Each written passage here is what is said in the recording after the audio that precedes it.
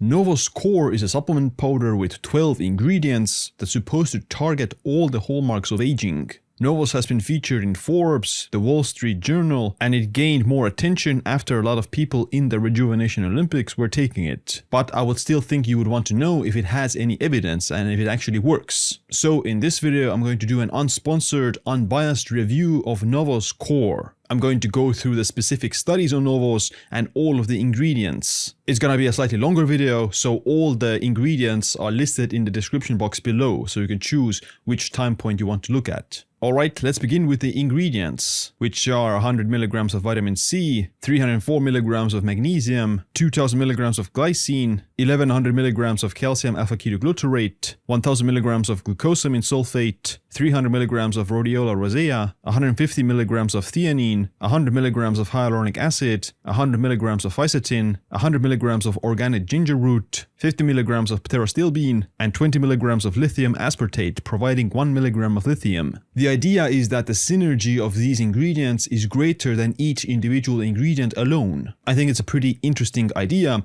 and who knows, it could be true. Basically, it would mean that it's formulated in a specific way with different ratios that is better than megadosing each individual ingredient. Now I'm gonna go through the individual ingredients of Novos, but first let's take a look at the studies with Novos itself, with all the ingredients combined. First, we have a preprint mouse study that showed that giving Novos daily extended median lifespan by 20% over controls. Novos achieved the same effect as a high-efficacy senolytic intervention, consisting of a low dose of navitoclax, combined with the mitochondrial uncoupler BAM15. Both of the interventions were started at an old age, 20 months, and the mice who got either Novos or the senolytic lived 20% longer than those getting nothing. Now, this is currently still a preprint, which means that it hasn't been peer-reviewed by other scientists, but if the findings are true, then it is quite interesting. And I would definitely be interested in seeing future trials on animals with Novos and see if it has similar effects. In humans, it's going to be obviously impossible to do, but Novos has done a case study on 12 participants measuring their epigenetic speed of aging with the Dunedin pace test. This is the same test Brian Johnson uses and what you can rank in the Rejuvenation Olympics with. There were 6 men and women between the ages of 39 to 76. They took the speed of aging test first before starting Novos, and then they started taking Novos Core with 250 mg of NMN per day for 6 months. After the 6 months, 8 people saw a reduction in their speed of aging score. The average percentage decrease was 6.1%, and one participant saw a decrease of 14%. However, not everyone's score decreased. For 3 people, it stayed the same, and 1 person dropped out of the study. But no one's speed of aging increased. A lot of people who were ranked at the Rejuvenation Olympics, like Julie Gibson-Clark, also said that she was taking Novos and it was one of the things that she thought provided her the results that she got. It's not enough to make any conclusions, but it's a pattern. There's also a peer-reviewed study from 2024 that looked at the effects of Novos on DNA damage in human skin cells. They first exposed skin cells to a Novos dilution and 6 other formulas for 24 hours, and then they injured them with neocarcinostatin for 2 hours, which is an antibiotic that causes DNA damage. DNA damage analysis revealed that all of the 6 other formulations did induce the formation of DNA damage markers, but Novos didn't, which suggests that Novos treatment had a preventive effect against DNA damage when exposed to a DNA damaging agent. However, one of the limitations of the study is that it lacks a direct measure of DNA damage, as the authors themselves say. They only looked at 5,3-BP1, which is a recognized marker of DNA damage, but is not a direct measure. There's also a small pilot study on 4 subjects who took Novos Core for 6 months and saw improvements in their skin firmness and suppleness. The average improvement across both cheeks was 22%, with one subject seeing a 40% improvement on the right cheek, and another person seeing only 12% improvement at minimum. They did use an indendometer, which is a state-of-the-art device for measuring skin stiffness.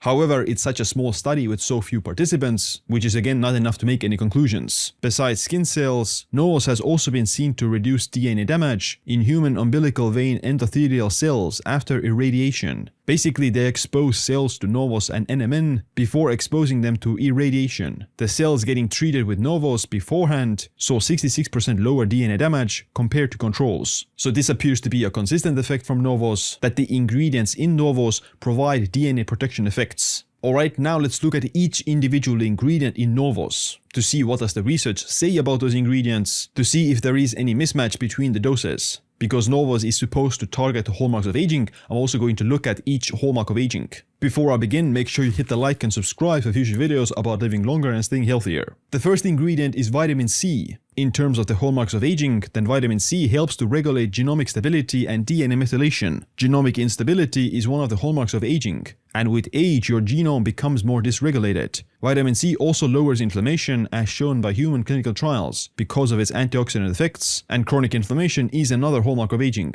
However, antioxidants like vitamin C might even have negative effects on exercise adaptations. It's known that antioxidants like vitamin C impair muscle growth signaling after exercise, and there's also evidence that vitamin C decreases muscle mitochondrial biogenesis, the growth of new mitochondria in endurance exercise. To be fair, you could avoid it by just taking vitamin C before exercise, not afterwards, but it still highlights the point that excessive amounts of antioxidants might not always be beneficial. And taking vitamin C before exercise with collagen is probably a smarter idea anyway, because it's been shown to increase collagen synthesis in the tendons. Regarding skin, hair and nails, then yes, vitamin C is essential for initiating collagen synthesis. However, the studies on this are done with topical vitamin C, not the oral supplement. There is one study that found that oral supplementation of vitamin C and E in 18 people increased the dose of UVB radiation from the sun needed to cause redness of the skin. The subjects also saw less skin lesions after getting sunburned when they were taking vitamin C and E. A 2007 epidemiological study found that people who ate more dietary vitamin C, like fruits and vegetables, had a lower likelihood of a wrinkled appearance and senile dryness. Now this refers to dietary vitamin C, not the one you get from supplements, which could be that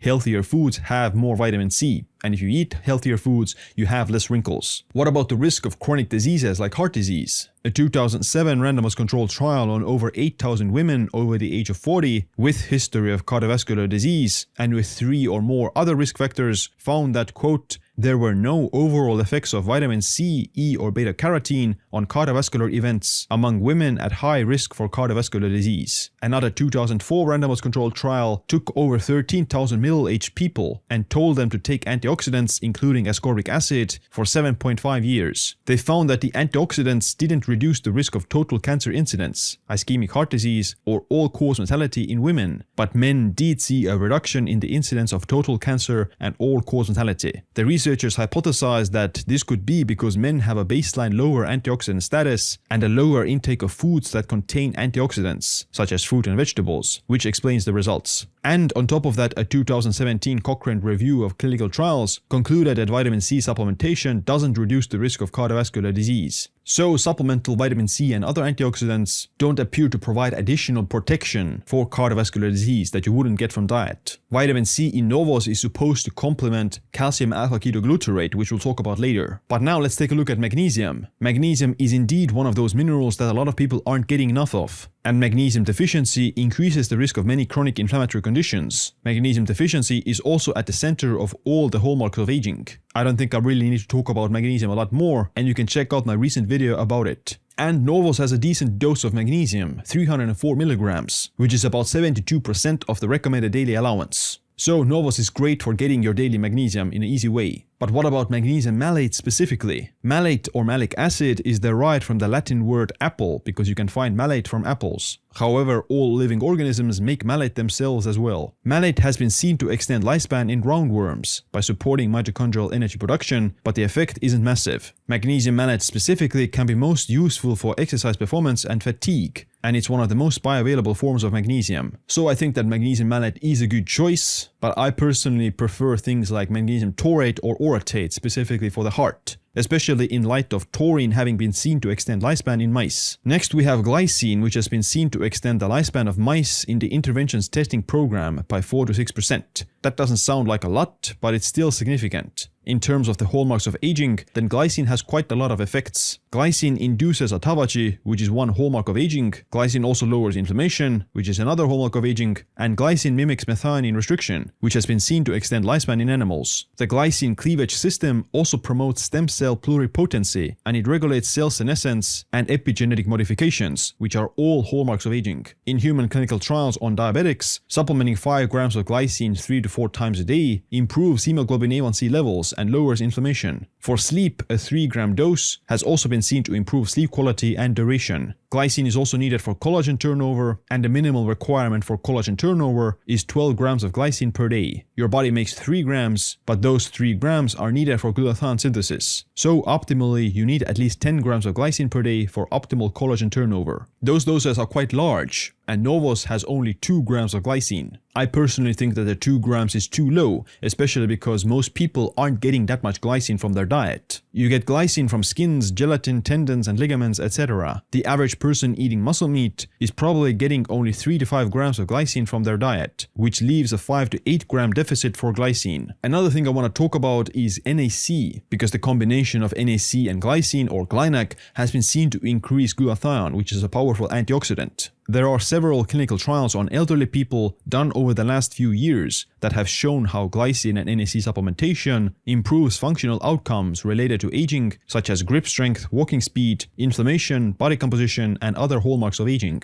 NAC is one of those compounds that has a potential for being a longevity molecule, which is why I'm surprised that it's not inside Novos, especially if you already have glycine. A 2020 meta-analysis of randomized controlled trials concluded that NAC significantly decreased some markers of oxidative stress like homocysteine and MDA, but it had no effect on some other inflammatory markers like CRP or TNF-alpha. The mean dosage in these studies was 500 to 2000 milligrams per day, and the participants were 30 to 70 years old. So overall, I think that the 2 grams of glycine in Novos is not enough, and ideally it should add about like 1000 milligrams of NAC on top of it. Next, we have calcium alpha-ketoglutarate, or AKG. This is quite interesting, and there are mouse studies showing that calcium AKG extends lifespan by up to 20% and health span by 40%. We also have a 2021 clinical trial on humans where taking 1000 milligrams of calcium AKG for 7 months reduced the DNA methylation age of 42 individuals by 8 years. This sounds awesome to be 8 years younger biologically, but the problem is that these DNA methylation age tests might not be always that accurate, and they're also affected by many other variables. On top of that, the study was done by a supplement company on their own supplement, so you have to take the results with a grain of salt.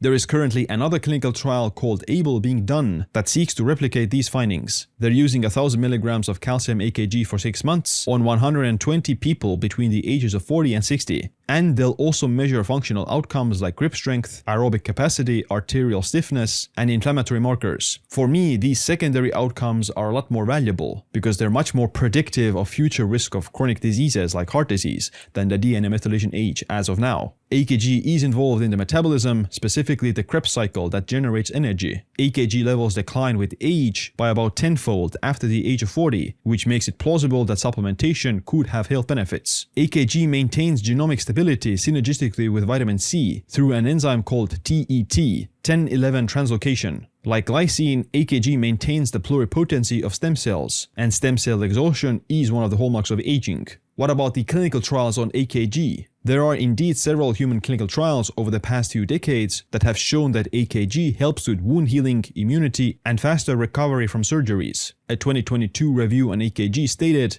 "A few studies published in the 1980s and 1990s in humans suggested the potential benefits of AKG in muscle growth, wound healing, and in promoting faster recovery after surgery. So far, there are no recently published studies demonstrating the role of AKG in treating aging and age-related diseases. Hence, further clinical studies are required to better understand the role of AKG in humans." Right now with AKG, I would say that we need more human studies to see what are the benefits. The reduction in DNA methylation age is something you have to take with a grain of salt. Now the dose in Novos is 1100 milligrams for calcium AKG, which corresponds with the doses used in those studies, but it also gives you 231 milligrams of calcium. I'm a bit cautious of that because calcium supplements can cause hypercalcemia in the blood, which is associated with cardiovascular events in randomized controlled trials, but that's mostly with larger dose calcium supplements, like 1000 milligrams per day. It might be that arginine AKG gives you the same benefits as calcium AKG without the risk of hypercalcemia. But there aren't many clinical trials on arginine AKG yet.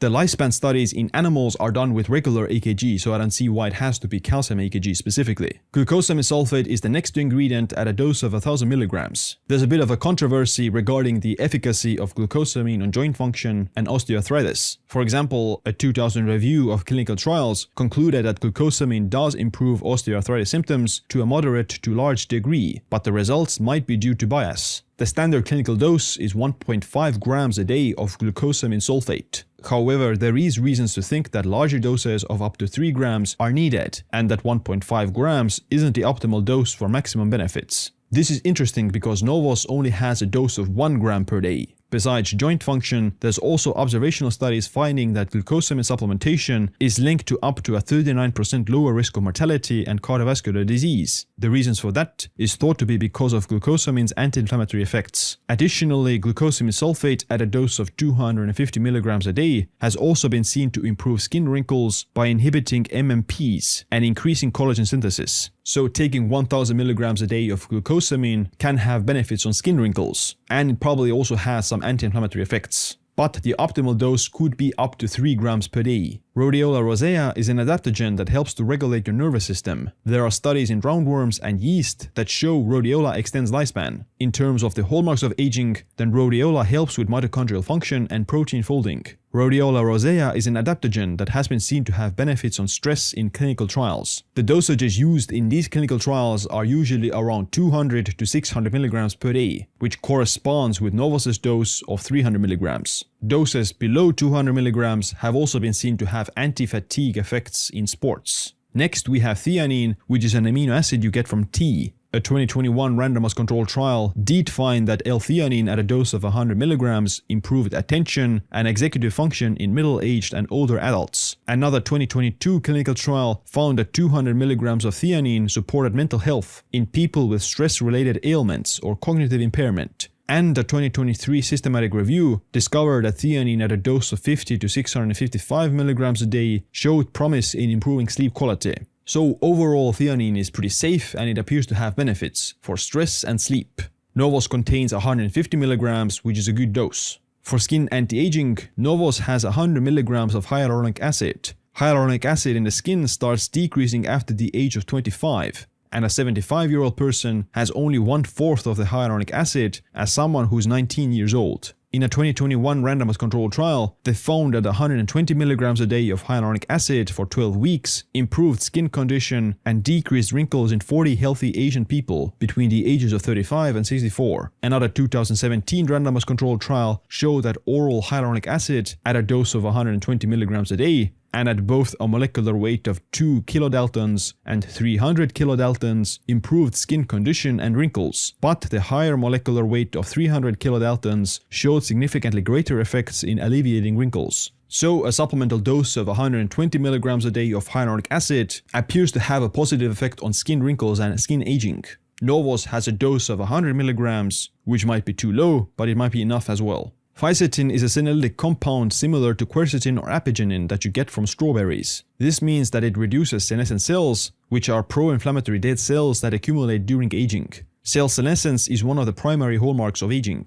When it comes to the elimination of senescent cells, then Fisetin appears to be superior to quercetin as shown by this 2018 study. In the same study, Fisetin was also seen to extend lifespan of mice. However, Fisetin didn't extend lifespan in the National Institute of Aging's Interventions Testing Program in 2023. The Interventions Testing Program is considered the gold standard for testing life extension effects of different molecules in mice. That's because they employ genetically heterogeneous mice in 3 different laboratories. So it's more consistent and reproducible. As of now, I would say that Fisetin probably doesn't extend lifespan, but it still has effects on senescent cells. Fisetin also has anti-inflammatory effects, and it inhibits matrix metalloproteinases, MMPs, which break down collagen. A 2018 randomized controlled trial showed that Fisetin can reduce inflammatory markers, such as CRP and MMPs, in colorectal cancer patients. So Fisetin is a good addition if you want to target senescent cells specifically. But at the moment, we don't have any human clinical trials on these senolytics. So we don't know what's the optimal dose or what's the optimal frequency to take senolytics. Ginger is another herb with anti-inflammatory benefits. A 2022 review found that human studies show how ginger improves inflammation. A 2024 meta-analysis of 27 randomized controlled trials showed a significant link between ginger supplementation of 2 grams a day and weight loss, waist circumference, and body fat loss. A 2022 meta-analysis concluded that ginger supplementation lowered blood sugar and hemoglobin A1c in people with type 2 diabetes. The doses used in these studies were between 1200 to 3000 milligrams per day. Novos uses 100 milligrams, which appears to be a bit of an underdose. Pterostilbene is a stilbenoid just like resveratrol. You can get pterostilbene from berries, grapes, and almonds. Pterostilbene is said to have much higher bioavailability than resveratrol, 80% versus 20%. Mechanistically, pterostilbene improves DNA repair, induces autophagy, and lowers inflammation. Unfortunately, there aren't many clinical trials using pterostilbene, and a lot of them are still being done. In doses of 250 to 450 milligrams a day, pterostilbene has been seen to be safe for human consumption. However, pterostilbene also raises LDL cholesterol and lowers HDL cholesterol. In a 2014 randomized controlled trial, pterostilbene at a dose of 50 or 125 milligrams twice a day lowered blood pressure while raising LDL cholesterol when used alone, but not in combination with grape extract.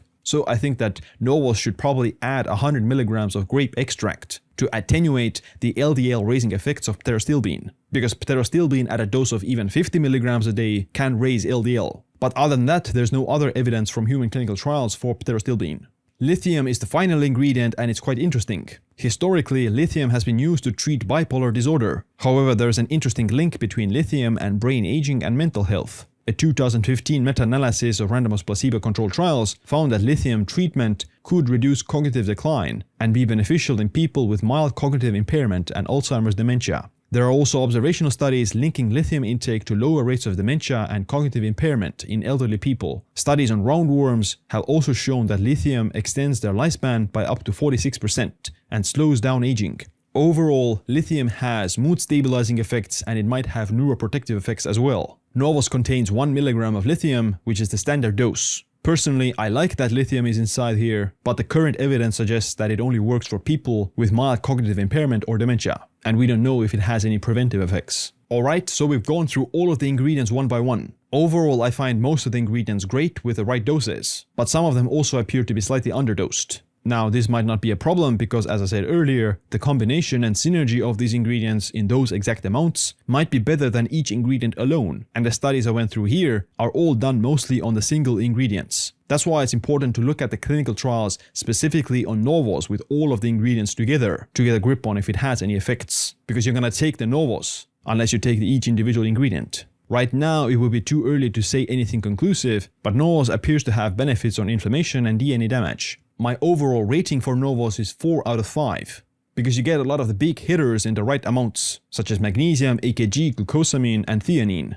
One last thing we can talk about are the flavors. You can either get the unflavored or orange flavored mix, which tastes pretty good. The sweeteners are erythritol and stevia, which are one of the better sweeteners. If you want me to review all the ingredients in Brian Johnson's Blueprint Supplement Stack, then check out this video next. I go through each ingredient the same way I did in this video. Other than that, thanks for watching this video. Make sure to click a like and subscribe for future videos about living longer and staying healthier. My name is Siim. Stay optimized, stay empowered.